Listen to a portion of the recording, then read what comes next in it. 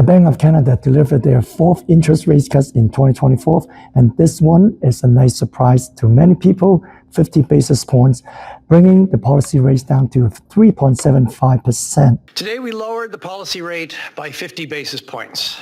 This is our fourth consecutive decrease since June and brings our policy rate to 3.75%. So by the time you watch this video, it's no longer news. Why should I still talk about it? Well, there's a deeper implication to many people, especially investors, and whether you're in Canada or not. And first, I have to apologize for my voice. After giving presentation at a workshop, I pretty much lost my voice, but I feel that it's very important for me to share some of my thoughts here regarding this rate cut. At the press conference, Governor Tiff Macklem basically said that we had reached our goal in fighting inflation. And also, this is the right time to cut the rates to stimulate the economy a little bit for modest growth. We took a bigger step today because inflation is now back to the 2% target, and we want to keep it close to the target. This is good news for Canadians. Now our focus is to maintain low, stable inflation. We need to stick the landing. And we should celebrate that we reached our goal in fighting inflation. In fact, inflation had dropped below the target 2%. Currently, it's at 1.6%. If we look back in history, the last time that the Bank of Canada cut 50 basis points was the COVID lockdown. And also the time before that was the 2008-2009 financial crisis. So cutting 50 basis points is no small task, and they don't do it for no reasons. So what are the real reasons? And in order to understand the underlying reasons for this cut, first we have to understand the mandates of central bank, or the main role of the central bank is basically to use monetary policy to manage the economy and making sure that the economy doesn't become like a runaway, too hot, or sink into recession. And along the way, making sure that we don't end up into inflation like what we had, in the past couple of years, or get into a deflationary economy. And also, employment is a main task, and making sure that the country doesn't have a very high unemployment rate, so most of the people would have a job. So one of the key tools in their toolbox in monetary policy is adjusting interest rates in order to control inflation. In the past couple of years, and we've been experiencing very high inflation, and now we had reached not only our target, in fact, currently the Canadian inflation is at 1.6%.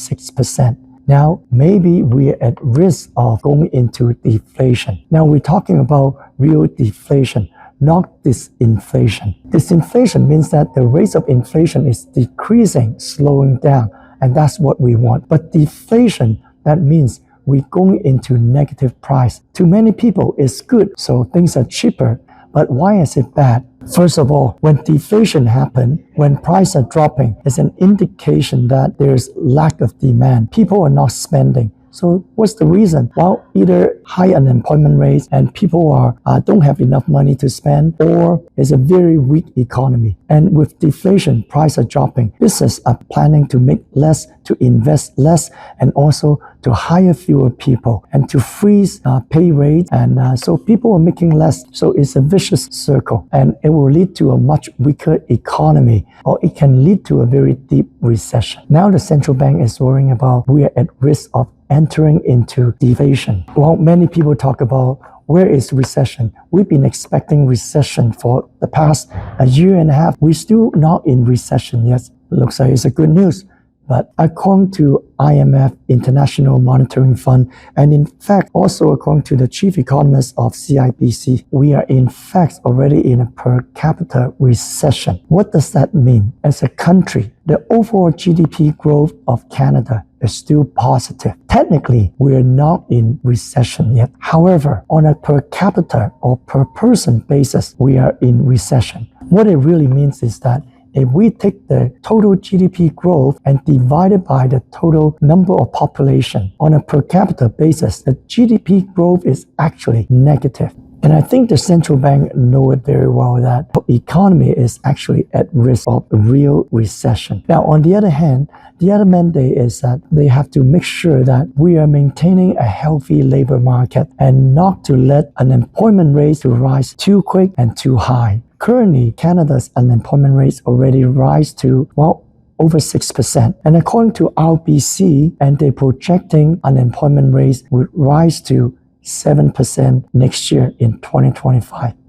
So I think the Bank of Canada is pretty much knows they're dealing with some really risk in the economy and in the labor market. So that's the reason why this 50 basis point cut. So to us as investor, and we need to understand the underlying reason for such a cut so that we can plan ahead and manage our own investment.